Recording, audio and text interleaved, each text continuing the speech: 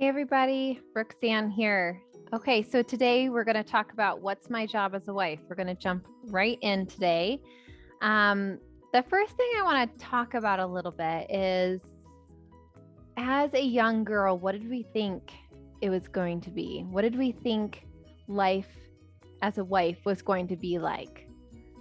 Cooking and cleaning and folding their underwear and getting up and giving them a kiss and sending them out the door. That's what like Disney makes wife look like. That's what maybe our moms did. That's what we think that it is. And I just want to think, what do you think your job right now as a wife is supposed to be?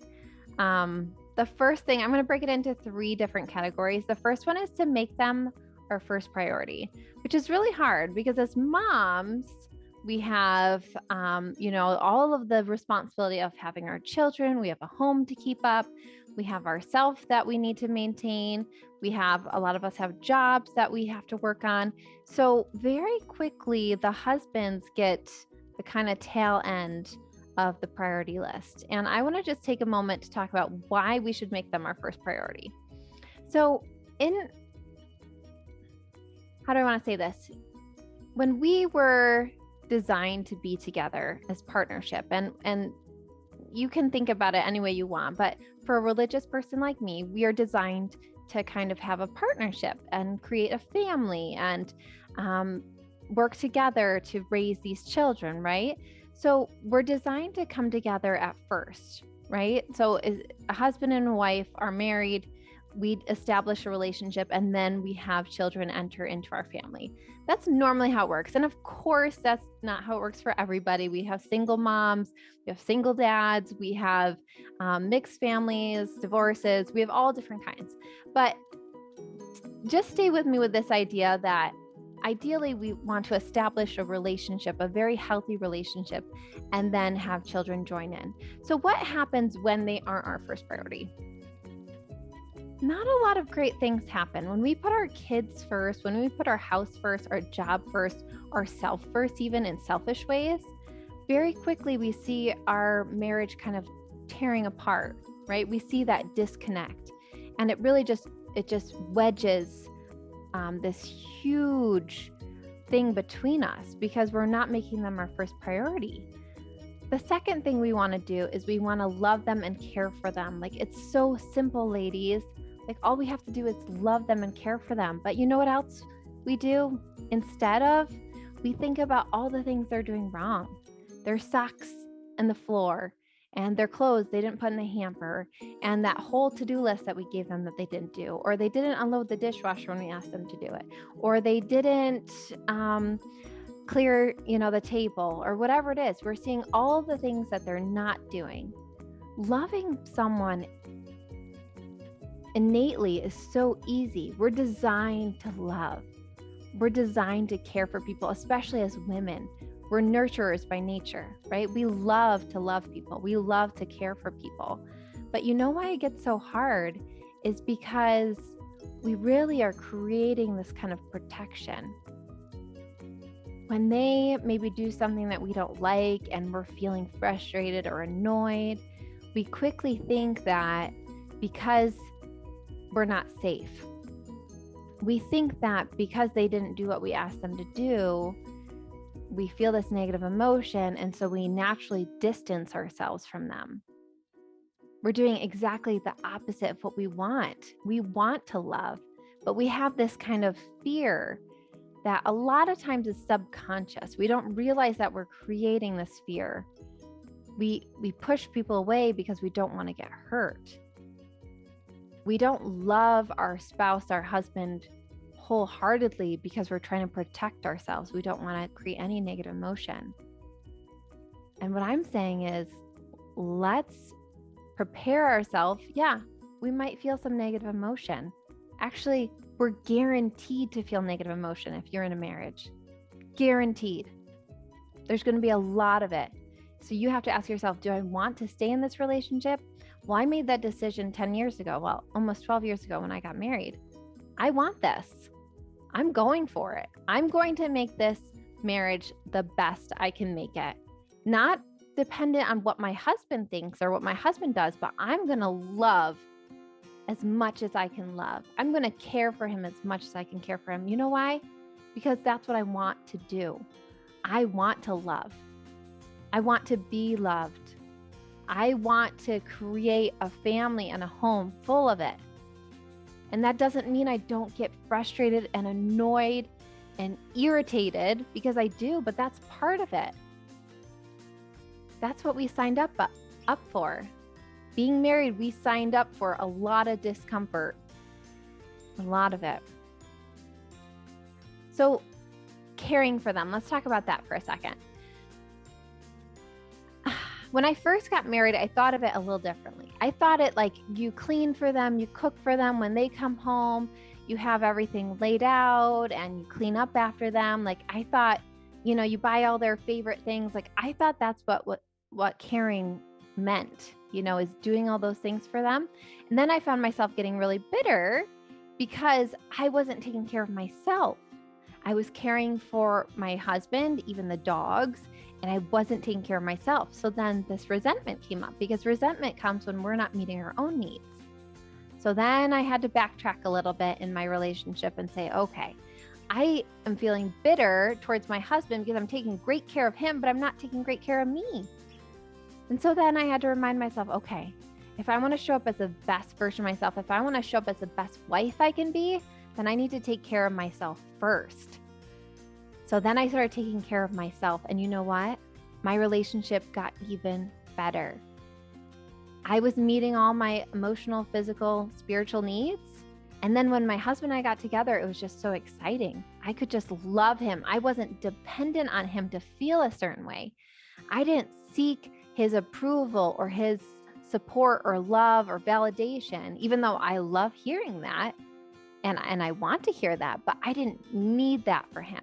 So then I stopped micromanaging him so I could just be myself, and I could love me right where I was, and I could love him right where he was. I wasn't trying to change him to feel better.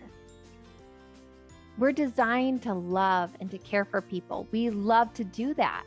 But a lot of times we get so fed up and frustrated because we think that they should be doing certain things and we should be controlling them.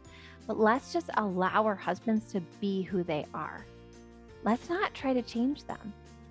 They're grown men, totally grown man. And so we get to just show up as a grown woman, and we get to just meet together and have an amazing relationship. The third thing I want to talk about, our third job as a wife, is to help each other as an equal partnership.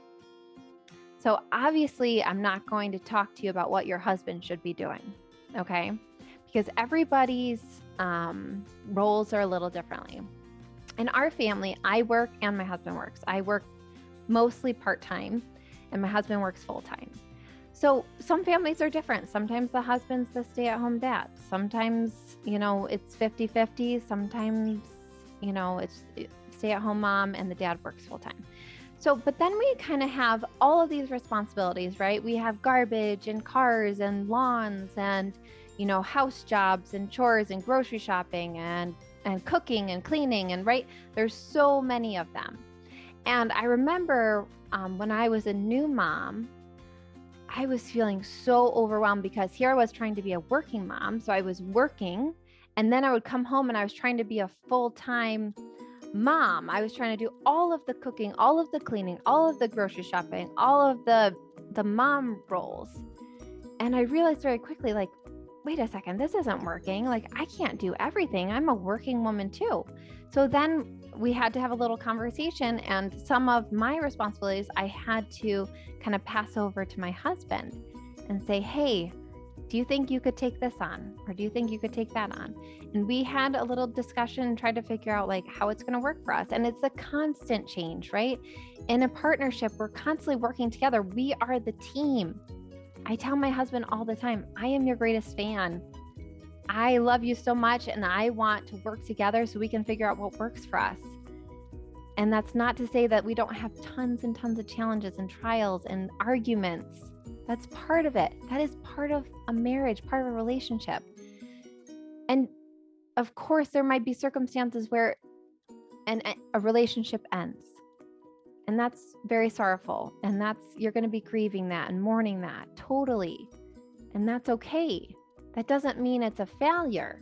Just because a relationship ends doesn't mean it's a failure. That was an experience that we needed to bring us to where we are going. So all of this love, this, caringness for each other, this partnership, like it's all part of like a bigger plan, right? Like we're designed to work together to create a unit, a family. And we work together. We're going to overcome lots of obstacles together as long as we're committed. All right. This is what I want to talk about last, is why things get tough. Why? Why are relationships hard? I'm going to tell you my own thoughts on this. It gets really hard when we are living in fear. And this might be so subconscious to you. You might not even realize that you are fearful of getting hurt. If we have this capacity to love, this huge capacity of love, we're human beings, we're designed to love. Why? Why don't people love? Why don't you show this huge amount of love that you have for your spouse, for your family even? Why do we hold back? And the answer to that is fear. We're afraid of getting hurt. We're afraid our husband is going to die, or is going to cheat on us, or is going to look at pornography, or is going to leave us and seek something better. That's why things get tough. It's because we don't believe in ourselves. We don't believe that we could overcome that. I tell my husband all the time, my greatest fear is that you're going to die. I tell him that. And I work through it and I think about it and I'm like, I'm not going to let that thought of fear hold me back from loving him right now. I'm not going to let that thought of him being unloyal to me, that tiny possibility that could happen, to hold me back from right now, because I like feeling the love I have for my husband. I like how my home feels when our house is full of love. I like showing up and doing everything for the people around me because it feels good. So when we have this thought that we got you, no matter what happens, if our spouse leaves us, if he cheats on us, if he dies, we're going to have our own back. Yeah. No matter what happens, I have myself. We are going to deal with that negative emotion. We're going to get through it because this is the part of life that I want to live. When we were putting our dog Sasha down last week or this week, I talked to my son, my 8-year-old son, about a lot of people don't want a pet because they don't want to deal with the sorrow that comes with it. When you adopt a pet, you are signing up for grief that you're going to have. That dog most likely is not going to outlive you. You will see that dog die. So a lot of people won't have it. They won't do it. And I told my son that it is all worth it. All the sorrow, the grief, the mourning, the sadness, it's all worth it when we can love to our highest capacity. So that's what I have for you today. I really want you guys to think about what your job as a wife is, to put your husband at the first priority, to make him your top priority, to love him, care for him, and to help each other as equal partners. It's so simple. We make it so complicated. If you want to talk about it a little bit with me, set up a consultation so we can talk it out. But I hope you guys enjoyed this video and I'll see you next week. All right, bye-bye.